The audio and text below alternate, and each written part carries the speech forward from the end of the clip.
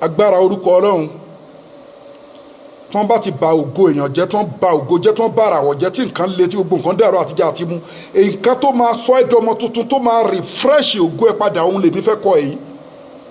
bẹ́ẹ̀ ni alukurani ní agbára, orúkọ Ọlọ́run ní agbára. ní kí wọ́n bá ẹ hàn súrátùlì wákíà ìsáwákà, kí wọ́n bá ẹ hàn látòkèdélẹ̀ nígbà 96.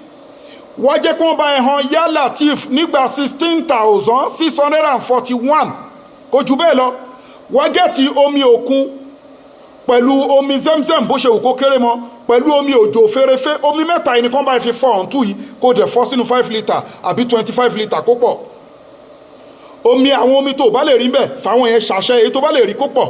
so wá máa mú pẹ̀lú oyin, wá máa sa orúkọ Ọlọ́run yìí, wá máa ka alukurani, wá máa ṣe súrátùlì wákíà méje, wá ṣe yá latif 1000, wàá tún ṣe wákíà méje. bí wàá ṣe máa ṣe ní tó wá pẹ́yìn tí ò mọ súrátùlì wákíà ká ni a máa ṣe yá látìfù nìkan 1000. kí ló ń jẹ́ bẹ́ẹ̀?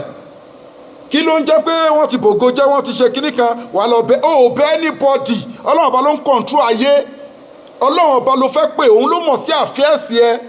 awalam ya'lam anna Allaha yabsutu rizqa liman yasha'u wa yaqdiru inna fi dhalika laayatin liqawmin yu'minun qul ya ibadiyal ladzina ashrafu ala anfusihim la taqnatu min rahmatillahi inna Allaha yaghfiru dhunuba jami'a. kódà kó ti rìnrìn kúrìn, kó ti lọ oṣó, kó ti lọ àjẹ́, kó ti lọ gbẹ́rù láwo, jáwọ́ ń bẹ̀ lọ ṣiṣẹ́ yìí, ọ̀nà Allah inú àdúrà ayọ̀ àkún.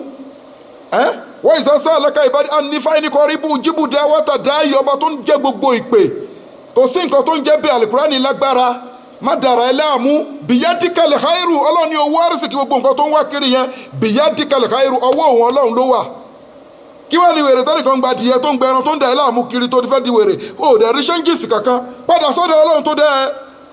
fi fídíò ìránṣẹ́ káwọn èèyàn jàǹfààní ẹ̀, máa mú bẹ́ẹ̀ kó dẹ̀ máa ṣiṣẹ́ yìí. o lè bu ọjọ́ mọ́kànlá fúnra ẹ tó bá ti gbé tọ́ntún ẹ bá ti rẹ́dì, bọ́jọ́ mọ́kànlá fúnra ẹ kó rọ máa mú wẹ́rẹ́wẹ́rẹ́, kó dẹ̀ fi nǹkan tó bá lágbára sákàǹtì àwọn ọmọ aláìní kó tó ṣiṣẹ́ yìí àbí tó bá parí iṣẹ́ yìí.